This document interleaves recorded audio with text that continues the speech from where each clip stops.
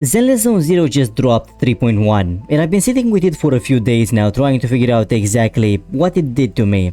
And the more I sit with it, the more it seems to come down to one thing.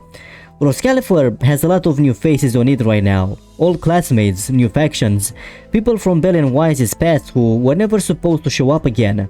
And normally, when a gacha story starts adding this many new characters at once, that's usually the moment the protagonist starts quietly disappearing into the background. Not literally, they're still there, still technically the main character, but the story slowly stops being about them and starts being about everyone standing around them instead. That's not a fear I brought into 3.1 though. I've loved where this story was heading since before 3.0 even dropped, back when we first got a glimpse of this new direction. So going in, I wasn't bracing for disappointment. I was expecting good storytelling, and honestly, expecting them to somehow keep pulling off the exact thing that shouldn't be possible with a cast this size. They did, but not in the way I expected. Because the episode doesn't even open like it knows that's the stakes. It opens on a genuinely comedic note, a lot of new characters arriving at once, and for a minute I had no idea where the story was actually taking this, which it turns out was the point. That's a subversion of expectations, and they use it well. So that's what I actually want to sit with today, not whether Belle and Wise would survive a crowded cast. I already trusted they would. What I want to figure out is how this update pulls it off, when everyone around them keeps getting more screen time, not less. Let's start with the actual shape of this. This isn't a 3.1 thing. It's been building for a while, and I think it's worth being precise about when it actually started. Somewhere near the end of the 2.x arcs, ZZZ's storytelling started shifting. Before that, this game told stories episodically. New self-contained problem wrapped up by the end of the update. Good stories, most of them, but you could almost play them out of order and not lose much. That changed. The story introduced a real central conflict, and it's been building on it cleanly ever since. 3.0 pushed that further. 3.1 is the update where it stops being a trend I'm noticing and starts being the entire point.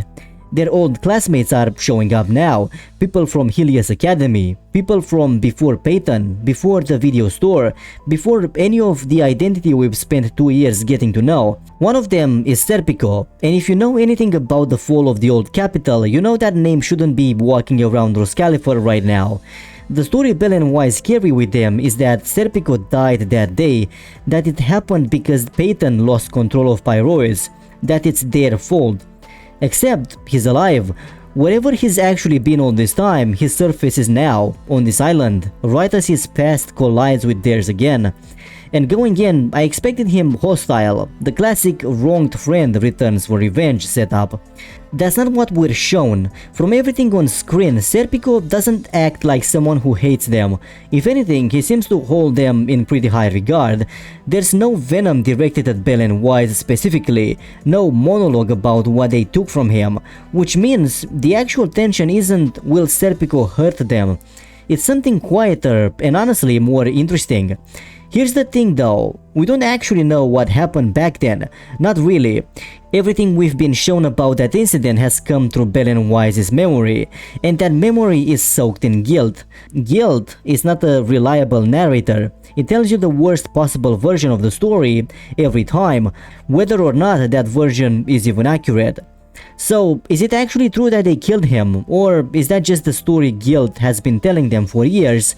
Because guilt doesn't need evidence to feel certain. I don't know yet. Unless this turns into a full reversal down the line, the story is still positioning him as some kind of antagonist. But whatever he ends up representing, it's clearly going to run straight through the middle of that unresolved guilt, whether it was ever actually earned or not. And honestly, I'm just happy to be talking about this at all. Protagonist-focused storytelling is something I almost never get to discuss on this channel when I'm covering gacha games. Most of them just don't build their protagonist deep enough to sustain it. But ZZZ is becoming the strongest current proof I've seen that you can have a real, large ensemble cast, full of factions, side characters, competing arcs, and still keep the protagonist at the actual center of the story, not as a formality, as the point. I think ZZZ might be the best evidence right now that gacha storytelling was never actually limited by its own format, it was just rarely attempted this seriously.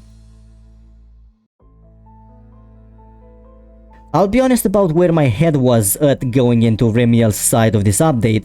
I assumed there was a reason she was here, not a small one, big one. First generation Void Hunter, frozen in time, suddenly waking up in the present era. That's not a random detail, right? That's a setup. I fully expected the story to eventually reveal she was meant to be here, some prophecy, some deliberate placement, and then the story just didn't give me that. Here's what actually happened. Back during the Day of Silence, her weapon and her core were failing, enchainer corruption, the irreversible kind. Freezing herself wasn't a plan, it wasn't a mission.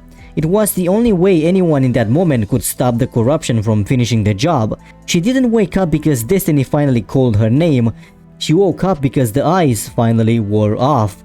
That's it, that's the whole explanation. And I was surprised by how much I liked that. A destined arrival is comfortable. It tells the character and the audience that the suffering was leading somewhere. Remielle doesn't get that comfort. In her own words, she doesn't think there's really a place for her here, not without the people who actually knew her, which is what makes her choice to nearly sacrifice herself this episode land the way it does.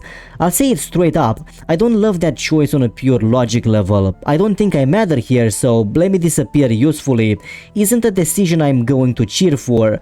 But it's not supposed to be the smart choice, it's the human one, and the story lets it be exactly that messy. But her character arc is only half of what she's doing in this update, and I almost undersold the other half.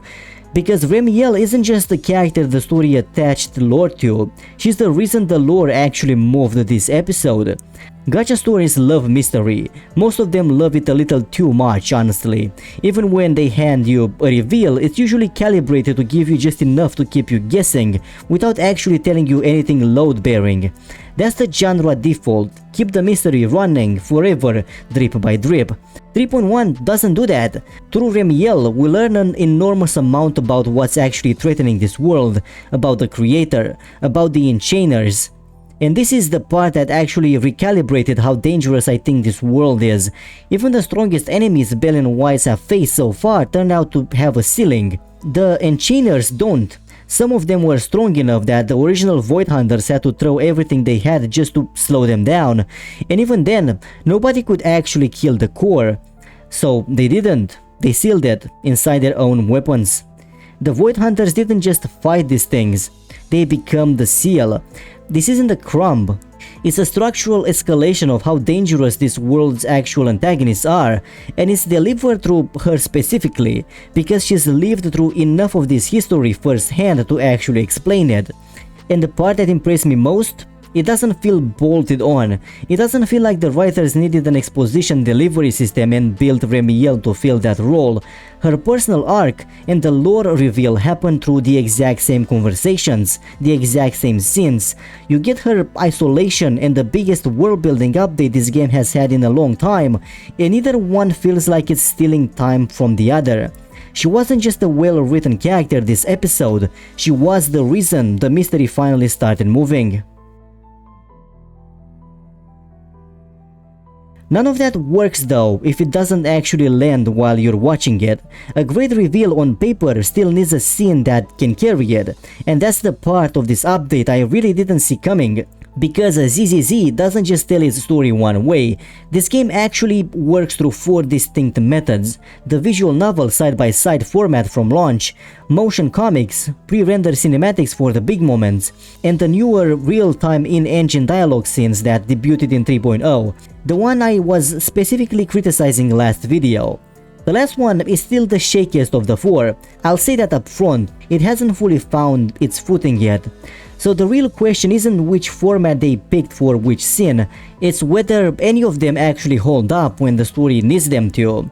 3.1 opens on a genuinely committing note. A lot of new characters arrive at once, and I'll admit I genuinely did not know where this episode was taking this in those first few minutes. That's not a criticism, that's them using subversion of expectations well, starting light, starting uncertain, before pulling the rug into something much heavier. It's a deliberate choice and it works. Sigrid in particular ends up playing the Gacha character, which I did not see coming after how she was introduced last update, and she's genuinely funny.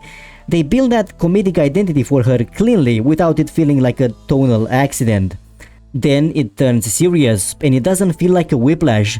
The episode builds this dynamic where the protagonist and Remielle basically become partners in crime for a stretch, and that relationship is doing real work by the time the story pivots. Because once it turns hard, and both characters are strong enough at that point to carry it. Take the moment the protagonist first catches a blurry glimpse of Serpico. They're visibly shaken, and then they talk themselves out of it, decide it must just be their imagination, triggered by recently reconnecting with Truvia. As players, we already know it's really him, so watching them deny it could easily feel frustrating or even a little dumb. But sit with their actual perspective for a second. The trauma from that incident runs that deep. Denial isn't a plot convenience here, it's exactly what a person carrying that kind of guilt would do first. That's the small version of what this episode is doing well. Here's the big one. Truvia gets impaled. It's genuinely gut-wrenching. Most of us probably don't buy that she's actually dead in that moment. This is still a gacha game, so some instincts don't turn off. But none of that matters, because we're watching it through the protagonist's eyes, and from where they're standing, she's gone. Pyrois has to physically carry them out of the scene. That's the detail that sells it. And then, right after the loudest moment in the episode, it gives you the quietest one.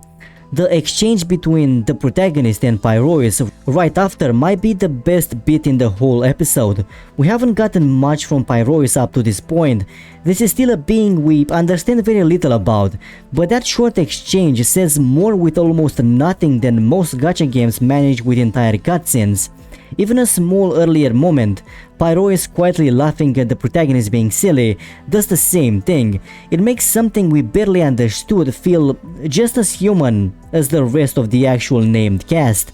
Small denial, massive loss, quiet aftermath, three completely different registers, doing three completely different kinds of work, and every single one of them holds. That's really the pattern across this whole episode. Whatever format they're using, pre-rendered, comic panel, or just a regular overworld scene, the characterization holds. Every bit is doing real work for Belle and Wise, for Remielle, for a supernatural entity we still don't fully understand. If 3.0 was a glimpse of where this game's storytelling could go, 3.1 is the update that actually commits to it. So here's where I landed after all of it.